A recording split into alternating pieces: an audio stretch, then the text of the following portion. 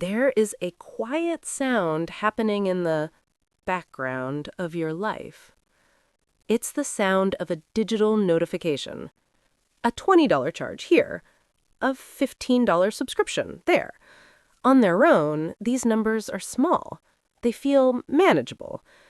But there is a specific logic being used against you. Modern finance has one goal: to separate the joy of buying from the pain of paying. We've moved into an era of microdebt. It's not a massive loan. It's 1,000 tiny strings. Today, we're going to look at the math of these strings and, more importantly, how to cut them. Let's look at your napkin math. Most people think of debt as a big monster, a $10,000 credit card balance or a car loan. But the logic of 2026 is different. It's about the leak. Let's say you have 4 buy now, pay later payments. Each one is only $25 every 2 weeks. That feels like nothing. It's just $50 a month per item. But look at the total. 4 items at $50 a month is $200. If you earn $3,000 a month, that's nearly 7% of your income. Now, let's apply the $1 rule. If you save just $7 a day, the cost of a coffee or a small installment, you have $210 at the end of the month. In 1 year, that is $2,520. That is not small change. That is a plane ticket, a new laptop, or a month of peace. When you pay in installments, you aren't paying for the product. You are paying a convenience tax on your future self. It is much more logical to keep the $7. Go back to the last time you bought something online. The checkout page didn't just ask for a credit card. It offered you a choice. Pay $100 now or $25 every 2 weeks. In that moment, your brain does something dangerous. It stops looking at the total cost. It only looks at the slot in your weekly budget. You think, I have $25 to spare. Retailers know that if they lower the barrier to entry, you stop being a critic. You stop asking if the item is worth the work. The Buy Now button is a shortcut for the dopamine. The Pay Later button is a mask for the price tag. This isn't an accident. It's a highly engineered psychological trap. It's designed to make you feel wealthy while you're actually getting poorer. By the time the 4th payment hits, the excitement of the purchase is gone, but the obligation remains. You are left with a used product and a fresh bill. To beat the trap, we need a logical filter. We call this the unit of one test. Stop thinking in dollars. Start thinking in hours. Let's say you earn $20 an hour after taxes. That is your unit. You see a pair of shoes for $100. The app offers them for $25 a month. The $25 feels invisible, but the $100 is real. At $20 an hour, those shoes cost you 5 hours of your life. That's more than half a day at the office. Ask yourself, are these shoes worth 5 hours of sitting at my desk? If the answer is no, the payment plan is irrelevant.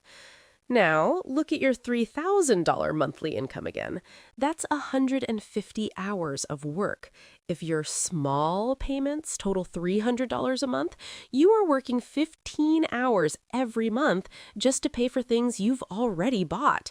That is nearly 2 full days of work. You are working Monday and Tuesday just to pay the ghosts of last month's shopping. When you see the math this way, the convenience disappears. There is a specific kind of stress that comes with a cluttered bank statement. It isn't the stress of being broke. It's the stress of being tight. When your margin is thin, you have no room for error. If your car needs a tire or your laptop screen cracks, the installment lifestyle collapses like a house of cards. Reclaiming the margin isn't about deprivation. It's about breathing room. Imagine waking up on the first of the month. Your rent or mortgage is paid, your utilities are covered, and then nothing else happens. No $15 digital ghosts leaving your account. No $40 reminders of a sweater you bought in November. When you own your income, you own your time. You gain the ability to say no to extra shifts you don't want, and yes to opportunities that actually matter. The goal isn't to have the most stuff. The goal is to have the most say in how your life goes. Logic requires a clean slate. If you want to stop the leaks, you have to find them. Most people are too afraid to look at their statements. We're going to do the opposite. We're going to use a $3,000 a month baseline. Step 1, the subscription audit. Open your banking app. Find every recurring charge under $20. If you haven't used it in 14 days, kill it. If you save just $40 a month, that's $480 a year. Step 2, the ghost list. List every buy now, pay later balance you have. Total them up. If you owe $400 total and you're paying $100 a month, you are currently 13% less wealthy than you think you are. Step 3, the cash-only buffer. For the next 30 days, we apply a logical rule. If you can't buy it twice in cash, you can't afford it once. By following this, you stop the cycle of borrowing from next month's paycheck. You are no longer spending money you haven't earned yet. In 30 days, that $100 a month you are sending to retailers stays in your pocket. That's your new margin. The world is designed to keep you in a state of almost.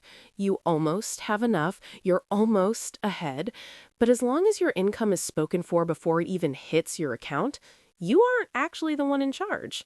The companies selling you these convenient payments aren't your friends. They are investors in your future labor. They are betting that you'll keep working, keep clicking, and keep paying. True financial freedom isn't about having $1 million in a brokerage account, though that's a fine goal. True freedom is the quietness of your bank account on a Tuesday afternoon. It's the logic of knowing that everything you see around you is paid for. It's the security of knowing that your time belongs to you, not a checkout button. Stop playing the game of installments. Start playing the game of ownership.